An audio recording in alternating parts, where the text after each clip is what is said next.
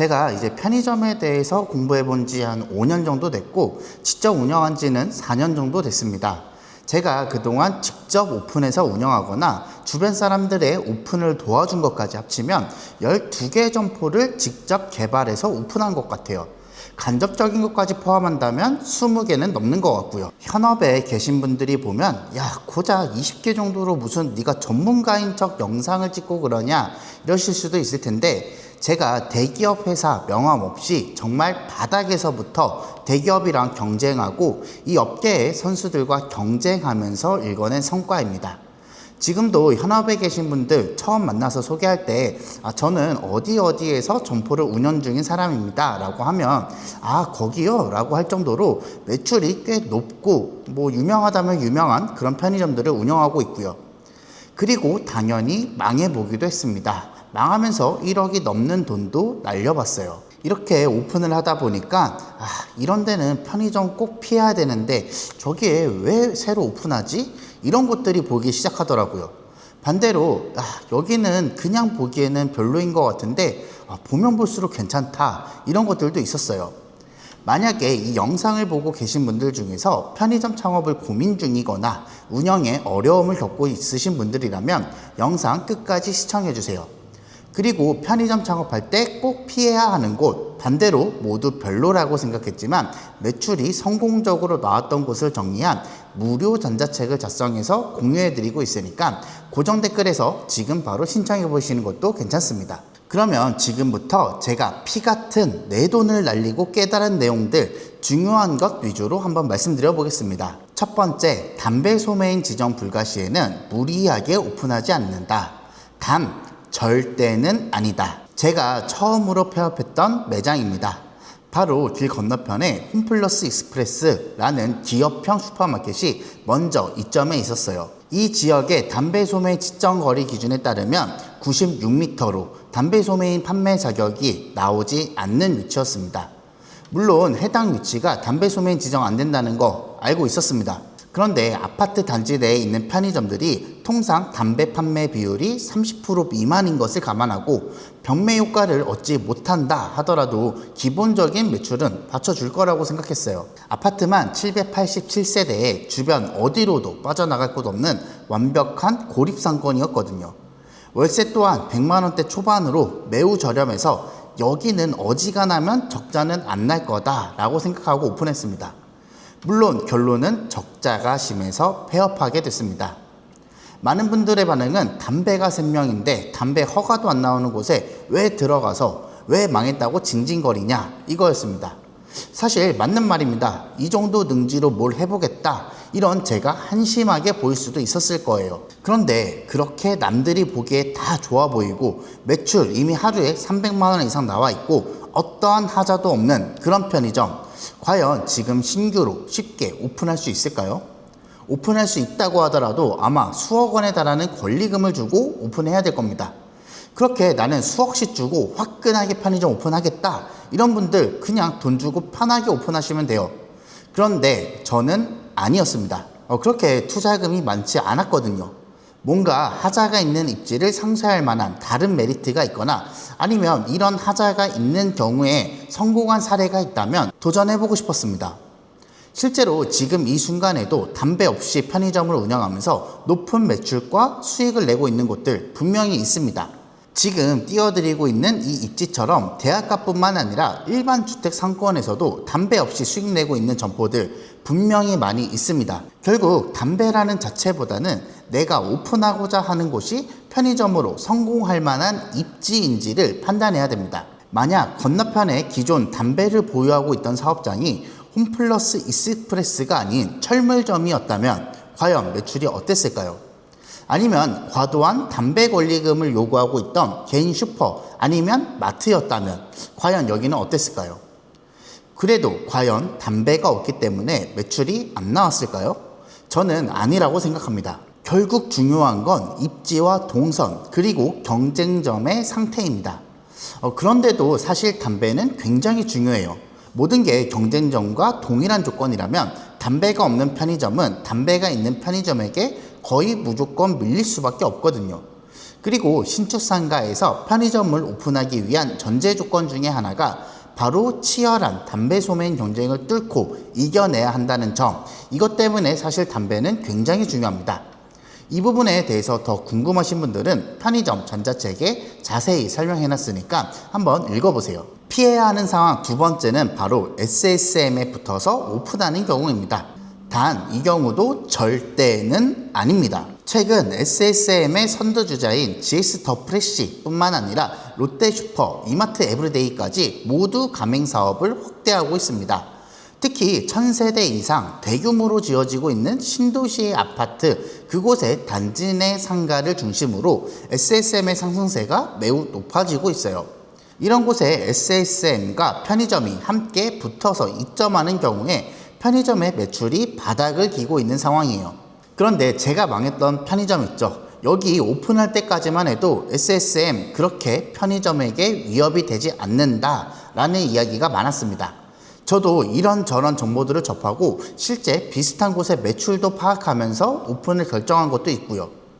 특히 서울에서는 인근에 SSM이 생기고 나서도 매출에 크게 타격을 받지 않았다, 이런 곳들도 있었고, 실제 매출 데이터를 살펴봐도 크게 매출이 떨어지지 않은 곳들이 많이 있었습니다.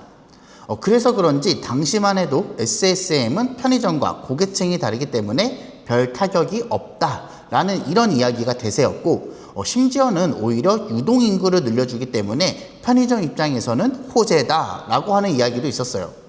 그런데 그 당시의 SSM과 지금의 SSM은 큰 차이가 있습니다. 먼저 서울이라는 지역의 특성을 생각해보면 알 수 있어요. 이미 상권이 어느 정도 발달해 있기 때문에 SSM이 대규모로 들어가기 힘든 상권이 많았고, 어쩌다가 생긴다고 하더라도 예전부터 지하에서 운영하던 슈퍼나 마트를 전환하는 경우가 많았습니다. 아니면 배우 세대의 단지 내 상가를 통해서 넓은 면적을 확보하기 힘든 경우에는 배우 세대 인근의 상가로 입점하는 경우도 있었어요. 이런 경우라면 편의점의 위치에 따라서 SSM이 생기더라도 거의 매출에 타격이 없을 수도 있습니다.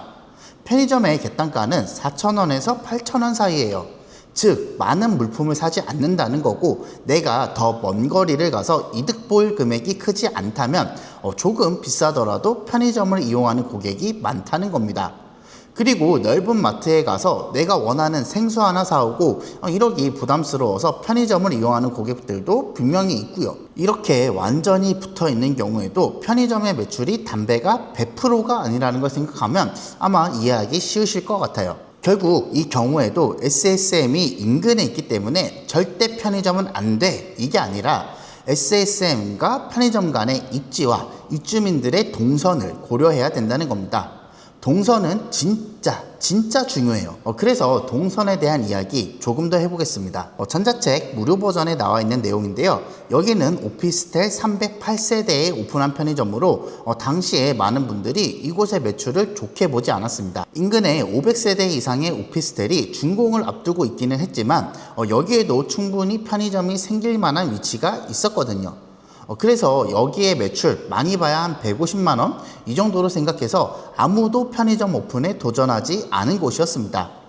그런데 그분들이 한 가지 간과한 사실이 있었어요.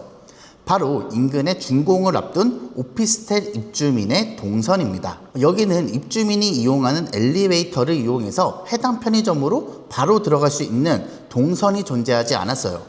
벽으로 막혀 있었거든요. 그러다 보니 여기에 거주하는 입주민들은 해당 오피스텔의 편의점을 이용하기 위해선 외부로 나와서 다시 상가 출입문을 통해 건물을 한 바퀴 돌아야 편의점에 도착할 수 있는 구조였습니다. 반면에 제가 오픈한 곳은 여기 입주민이 엘리베이터에서 내려서 밖으로 나오는 길 바로 맞은편에 위치해 있었기 때문에 제 편의점으로 오는 동선이 더 편했습니다. 그 결과 여기는 지금 순매출 약 350만원에서 400만원 사이의 매출을 기록하는 그런 편의점이 되었습니다. 편의점이라는 게 어떻게 보면 단순한데 또 어떻게 보면 정말 복잡합니다. 아무리 좋아 보이는 독점 자리라도 알고 봤더니 안 좋은 경우도 있었어요. 얼마 전에 구독자님과 상담을 진행했었는데 아는 지인분께서 꽤 높은 세대수를 가진 오피스텔의 편의점 지정 자리를 계약했다고 하더라고요. 계약금과 중도금 포함해서 억대의 돈을 넣었는데 준공 후에 현장을 가봤더니 입주민이 상가로 올 수 있는 엘리베이터 자체가 없었다는 겁니다. 위에서 제가 말씀드렸던 그 오피스텔보다 더 심각한 수준이었어요. 건물 외부로 나가서 한 번에 올 수 있는 구조도 아니고 엘리베이터를 2번이나 갈아타야 겨우 간신히 올 수 있는 곳이었다고 하더라고요. 결국 계약금과 중도금까지 모두 날리고 계약을 해지했다고 합니다. 세대수 많고 독점이면 편의점은 무조건 성공한다. 편의점 업계의 정설 같은 이야기입니다. 그런데 아닌 경우도 많이 있다는 점, 이번 영상을 통해서 많은 분들이 아셨으면 좋겠습니다. 세대수가 깡패가 아닙니다. 그러면 이런 생각하시는 분들도 많을 것 같아요. 그러면 무조건 매출이 높은 거 해야지. 그런데 그 높은 매출 다 높은 월세로 나가고 추가 인건비로 나가고 초반에 들어가는 권리금 이런 거는 생각 안 하시는 것 같아요. 하루 매출이 130에서 140만원 수준이더라도 월세가 100만원대이고 하루 영업시간 15시간 이내이고 주말 영업 안 하고 공휴일 모두 영업을 안 하면 오히려 이런 게 더 나을 수도 있지 않을까요? 그런데 거기다가 권리금까지 없다면요. 야, 구라치고 있네. 그런 게 어딨냐? 이렇게 생각하시는 분들도 있겠지만 제 영상 오래 보고 저와 상담해 보신 분들은 아, 거기 말하는구나 바로 떠올리실 수 있을 겁니다. 과거에 편의점을 운영하다가 다시는 편의점 안 한다 다짐하고 떠나신 분들이 있습니다. 그렇게 다른 자영업 하다가 최근 편의점으로 다시 돌아오는 분들이 생각보다 많이 있습니다. 이야기를 나눠보면 결국 편의점만한 프랜차이즈가 없더라고요. 이렇게 말씀하세요. 제가 이유를 물어보면 다른 자영업은 지금 당장 돈을 버는 구조가 되더라도 결국엔 5년 뒤, 10년 뒤에 재계약 인테리어를 하거나 업종을 변경하면서 그동안 모은 돈 다 까먹는다는 거예요. 그런데 편의점은 본사에서 모두 인테리어 해주고 매출에 따라서 일시 지원금이라는 명목으로 현금까지 주니 이만한 게 없다는 겁니다. 그런데 이것도 결국 망하지 않고 어느 정도 수익을 내고 있는 그런 편의점의 이야기예요. 사실 많은 편의점은 여러분들 생각처럼 수익 구조가 남지 않는 곳들이 대부분입니다. 그렇기 때문에 처음 오픈할 때 정말 많은 고민을 가지고 진행하는 거 중요합니다. 그런데 저도 제가 무슨 편의점의 신이 되어서 자리만 보고 아, 여기는 될 곳이다, 아, 여기는 안 될 곳이다 맞출 수 있는 건 아닙니다. 저는 지금도 계속 공부하고 있고 실패도 하고 성공도 하고 있어요. 그리고 제가 직접 겪은 이런 성공과 실패들이 모두 저의 피와 살이 되고 있습니다. 그리고 이 경험들을 편의점 창업을 앞둔 분들에게 조금이나마 도움을 드리고자 전자책을 만들어 봤습니다. 무료 버전과 유료 버전이 있는데 내가 편의점을 해도 될까 고민이신 분들은 무료 버전만으로도 충분히 기본적인 궁금증들은 해결되실 겁니다. 그리고 유료 버전은 실제 창업하실 때 여러분이 겪게 될 문제의 80% 이상 전자책에 담아뒀고 책을 보고도 해결되지 않는 나머지 20%는 제가 직접 문자 상담을 통해서 해결해 드리고 있습니다. 그리고 유료 버전 구매하신 분들은 문자 상담이 무료입니다. 만약 내가 지금 창업을 앞두고 있거나 편의점을 해야 될지 말아야 될지 고민 중이시라면 전자책을 보시고 1차적인 문제 한번 해결해 보시고 그래도 해결이 안 되는 것들은 유료 전자책 구매하신 분들에게 한해서 무료 상담 진행해 드리고 있으니까 한번 신청해 보세요. 바로 유료 버전 결제가 부담스러우신 분들은 무료 결제 신청할 수 있게 고정 댓글에 링크 걸어 드렸으니까 클릭해서 한번 신청해 주시길 바랍니다. 영상 시청해 주셔서 감사합니다. 행복한 하루 되세요.